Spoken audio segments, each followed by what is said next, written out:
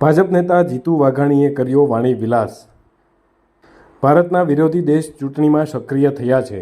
ભારત આગળ ન આવે તે માટે થયા છે સક્રિય થઈને બબૂચક સરકારને બેસાડવા માંગે છે જીતુભાઈ વાઘાણી।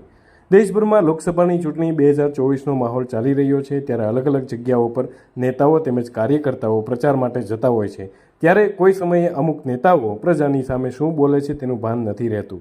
ગઈકાલે ભાજપના નેતા જીતુ વાઘાણીની જીભ લપસતા સૌ કોઈ માટે ચર્ચાનો વિષય બન્યો હતો। ભાવનગર પશ્ચિમના ભાજપના ધારાસભ્ય જીતુભાઈ વાઘાણીએ આક્ષેપ કર્યો હતો, દેશમાં મોદી જેવી સરકાર ન બને તે માટે સક્રિય લોકો થયા છે। તેઓ ભારતમાં બહુચક સરકાર બેસાડી પાછલા બારણેથી રાજ કરવા માગે છે।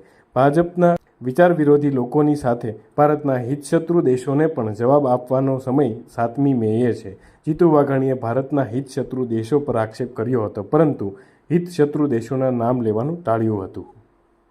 અનેક ભારતના હિતશત્રુઓ જે ભારતનું હિત નથી જોતા એવા લોકો પણ આ ચૂંટણીની સામે નજર નાખીને બેઠા છે।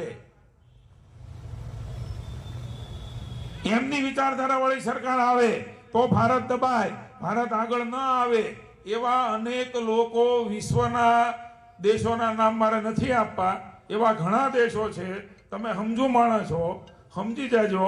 ભારતના વિરોધી હિતશત્રુઓ જેમને અહીંયા પગ પેસારા કરવા છે, અહીંયા પાછલા બાણેથી રાજ કરવું છે, એવી બબૂચક સરકારને બેસાડવા માગે છે।